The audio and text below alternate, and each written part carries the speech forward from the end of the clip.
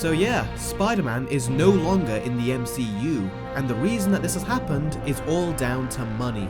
Now for those of you that don't know, Disney get 5% of the profits of the standalone Spider-Man movies, and the same with the merchandising. The rest goes to Sony, and apparently Disney wants a bigger cut. They now want 50% of the profits. Now I'm no negotiator, but rather than telling Sony that we want to go from 5% to 50%, they should have said we want 20%, and then as the years go on and they continue to update their contracts, they can slowly but surely increase the number and then eventually get to that 50%. But to just say we want to go straight from 5% to 50%, that's crazy talk. And it's not like Disney are short for cash. They can afford to wait it out and slowly increase that percentage, but nope, they got cocky and straight out demanded 50%. So this falling out is all Disney's fault, and they have honestly got a nerve. Disney should be grateful that Sony is letting them use Spider-Man. There was a time we thought it was never going to happen, but they managed to make it happen and people were very happy about it. But now that Disney have no plans to incorporate Spider-Man into the Marvel Cinematic Universe for the foreseeable future, they got greedy and started thinking, damn, we are not going to be making any more money from our Spider-Man movies for the next few years, until we come up with another crossover. So let's tell Sony that when they use Spider-Man in future standalone movies, we will get 50% of the profits rather than letting them have 95% of it. We are Disney after all, they have to listen to us. Well, with that arrogant attitude, Sony gave them the exact same answer that I would give them. They told them to get lost. And I don't blame them. Sony owned the rights to Spider-Man and Disney tried to take advantage of the situation as if they are the ones that own him. Disney really have gotten so full of themselves, and they now think that people would do whatever they tell them to do, and it just goes to show how they are becoming a victim of their own success. At the same time, however, Sony can't make a good movie to save their life. They screwed up Spider-Man 3, and then they made the Amazing Spider-Man films, which couldn't even last longer than 2 movies. So Marvel have put in all the work to make Tom Holland's Spider-Man the success that it is. So I get that Disney wants a bigger payout for all the work they are putting in, because they are essentially running the show and putting in all the effort, not Sony. They failed Spider-Man several times, and if it wasn't for Marvel having creative control over the character,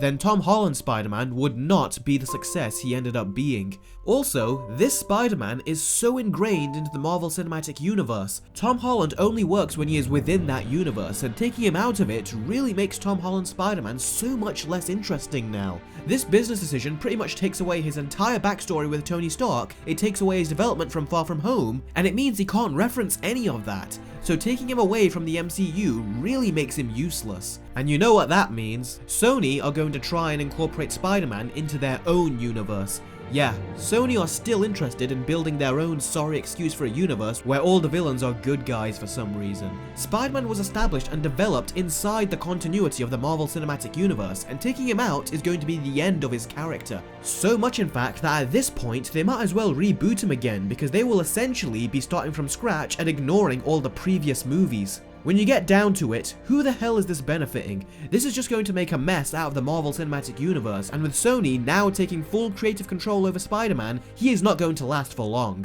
Sony have a talent for messing things up, and without Marvel strategically steering Spider-Man into other projects, Sony are going to screw him up just like they did with both Maguire in Spider-Man 3 and Andrew Garfield in both of his movies. I would say that Disney should just buy Sony and regain control over Spider-Man, but that means that they will also own PlayStation. And no, I don't want Disney anywhere near the video games industry. For all the bad business decisions and movies that Sony have made, they are absolutely killing it with their PS4 exclusives and the rest of their gaming decisions. Disney, on the other hand, said that they are happy with the way EA is handling the Star Wars license, with all of its predatory and disgusting microtransactions and loot boxes. And they are also fine with the way that EA is trying to scam their customers. And if that's how they think, then them owning PlayStation would not be a good thing at all, as the PS4 is the only AAA game system where the exclusive games for it are not ripping us off with dirty business practices. So yeah, as sad as it is, I would rather watch Spider-Man fall than lose,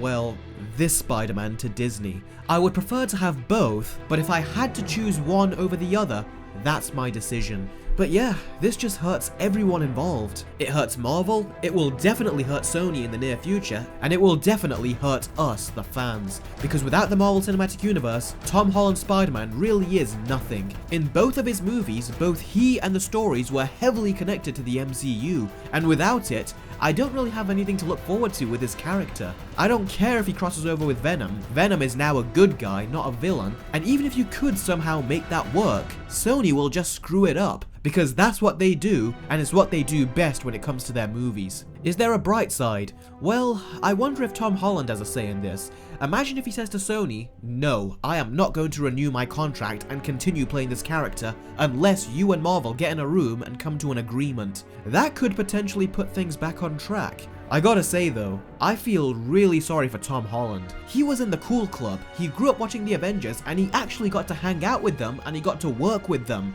His character developed connections with the characters like the Guardians of the Galaxy and Doctor Strange, who I really wanted to see him collaborate with again. He even could have had a crossover with Deadpool now that Disney owns Fox, but nope, it's not going to happen now. And it just adds more fuel as to why I thought the MCU was essentially over with Avengers Endgame. So yeah, comment below and let me know what you all think of this. Here's hoping that both Sony and Disney will come to an arrangement, because if Spider-Man doesn't stay connected to the MCU, then as far as I'm concerned, Tom Holland is another fallen Spider-Man who is already dead and we just don't know it. And he was also one of the last remaining Avengers that I care to see future movies of in the MCU. But alas, this might be the end of all that. Let me know what you guys think. Give this video a thumbs up if you agree with me that this is a big letdown, and in the meantime, I'm going to get back to work on my 3-way Spider-Man versus video. I'll see you soon guys. Take care.